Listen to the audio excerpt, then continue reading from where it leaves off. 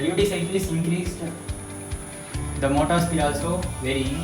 If I will decrease the duty cycle and the motor speed also decrease.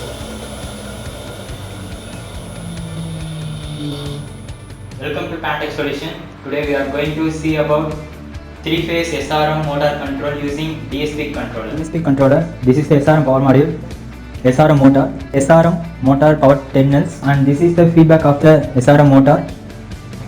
This is the SRM power module.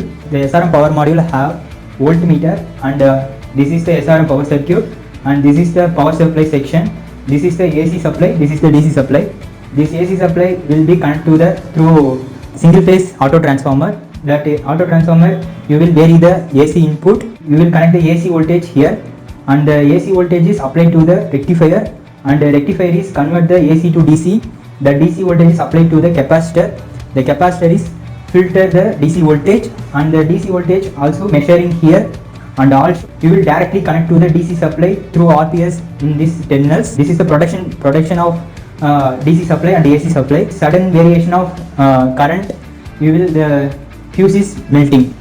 And this is the FRC cable. This FRC cable is used to connect the DSP controller and the SRM power module. And this is the protection. If you current is exceed the nominal current, means LED is low, and you will press the reset, means this is the isolated current outputs, speed sensor output, pulses of this SRM power circuit power devices. This is the DSP controller. This is the power circuit of DSP controller. This is the adapter. The adapter you will connect here, and the 5 volt is regulated to this DSP board.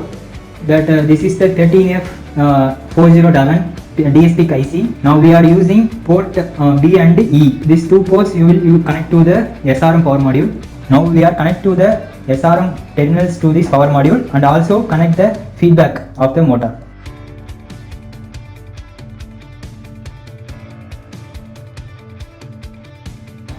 These are SRM motor terminals.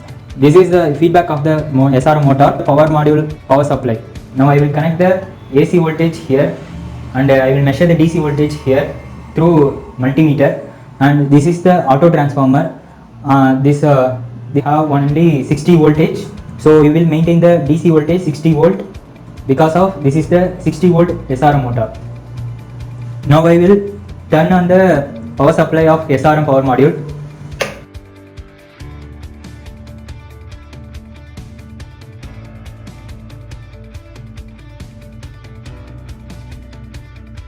This SRM motor need 60 volt DC, so I will increase the auto transformer. This AC voltage is converted to DC because of using rectifier. Speed sensor feedback.